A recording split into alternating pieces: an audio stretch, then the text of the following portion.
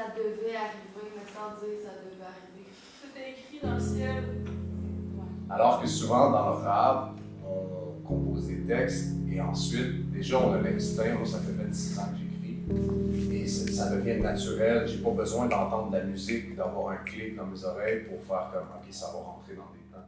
Moi, en fait, je suis pas vraiment là pour composer avec vous. T'sais, ça, c'est vraiment une partie qui vous appartient. Moi, j'ai envie vraiment qu'on découvre des techniques,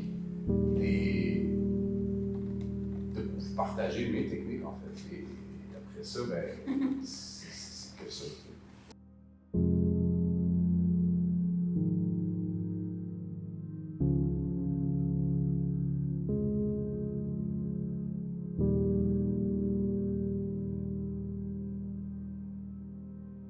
Ce qu'on va faire, c'est que vous allez prendre 1 heure, chacun de votre côté. Vous allez, vous allez vous isoler les 4 pour écrire tout seul. En fait, c'est la meilleure façon d'écrire, c'est d'être seul, d'un peu de silence, dans l'environnement qui vous convient le mieux. On se rejoint dans 1 heure au tableau. On va partir de la phrase que je vous ai donnée et on va construire le casse-tête ensuite de cette façon-là au tableau tout à l'heure.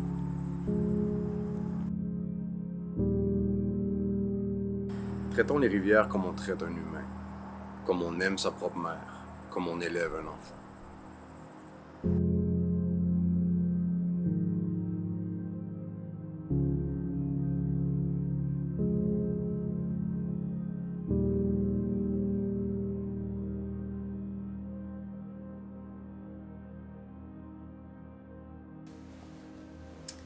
Ben, allô, je m'appelle Sarah, je viens de Ouachat et je me suis inscrite à l'atelier de création par curiosité. Je voulais apprendre à écrire, prendre le temps d'écrire.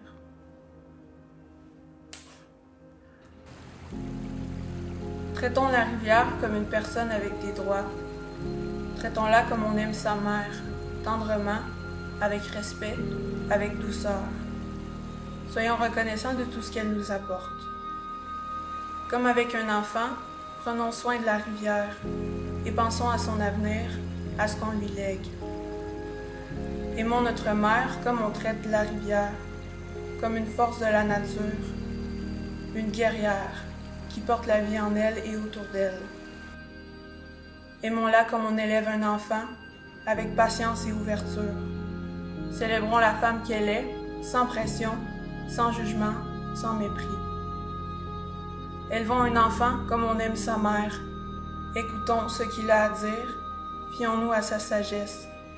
Laissons-le nous enseigner autant qu'on lui enseigne. Comme la rivière, laissons-le suivre son propre courant. Laissons-le se déchaîner, crier, ou même manger du sable s'il le veut. Suivons-le. Traitons la rivière comme on traite un humain, comme on aime sa mère, comme on élève un enfant. Parce qu'on est plus semblables que différents. Parce qu'on dépend les uns des autres. Parce que c'est ensemble qu'on est plus fort. Parce que tout est lié. Mère Terre est là pour nous tous. Elle nous a élevés tous égaux. Mais par l'ego de certains, c'est là que nous nous sommes divisés.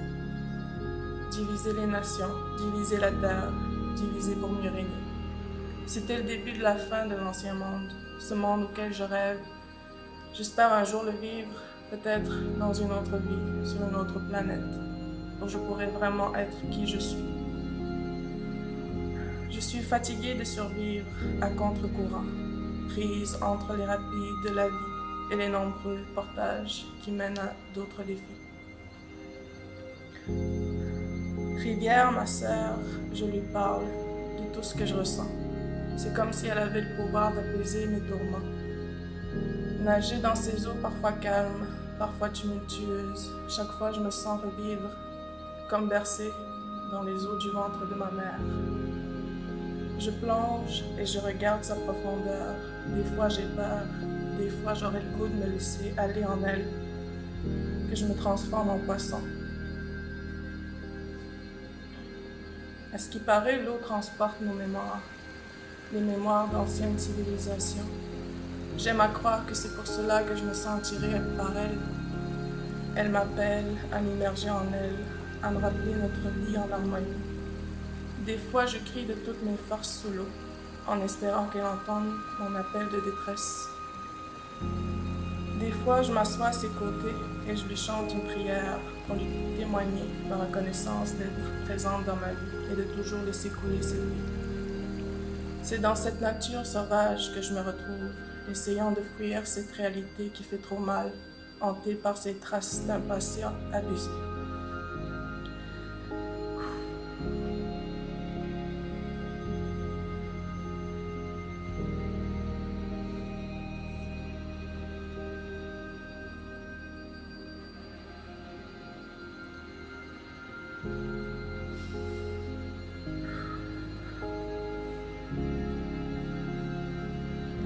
Cette société qui veut me changer en quelque chose que je ne suis pas.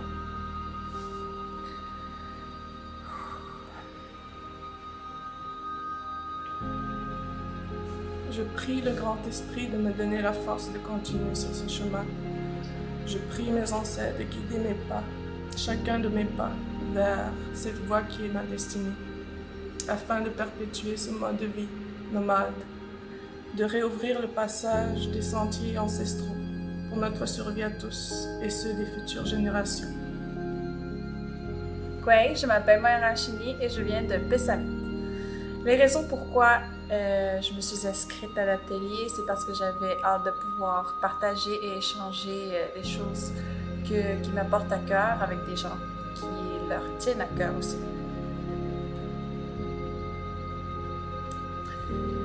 Elle n'est pas austère, elle est profonde, porteuse de vie, elle et moi sommes sœurs. Nous sommes le berceau de tous nos enfants reposant sur nous. Traiter la rivière comme on traite un humain, comme on aime sa mère, comme on élève un enfant. Car nous sommes essentiels à notre existence. Vous êtes tous des fruits de mon plancher. Prenez conscience que vous dépendez de nous. Vous en voulez toujours plus, alors vous me poussez à donner plus. Et pourtant, jamais je vous traiterai comme un fardeau.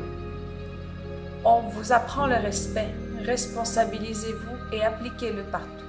Nous sommes essentiels à l'existence, que le fait qui rassemble tout n'est pas la gravité, mais où vous mettez les pieds. Respectez-moi comme on respecte un humain, comme on respecte sa mère, comme on respecte son enfant.